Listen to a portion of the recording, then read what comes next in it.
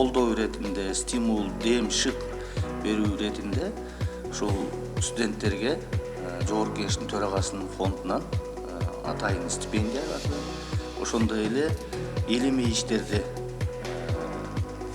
иштеп аткан 2 мугалимге 100 000 сомдон ушул илимий иштерине жардам берели деп колдоо каражаттарын тапшырууга чакырып отурабыз. Мен ойлойм, бул биздин алгачкы иш жүзүндө практикалык жардамыбыз деп бул салтка айланыш керек. Буюрса кийинки жылдагы ушундай колдоо болуш керек.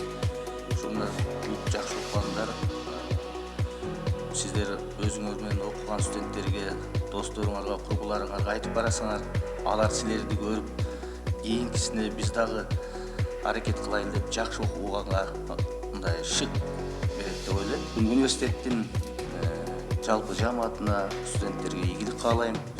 Кыргызстанда өнүккөн, Кыргызстанда эле эмес, бул Борбор Азия чөлкөмүндө аттуу, баштуу, касиеттүү университет болуп өнүгө берсин.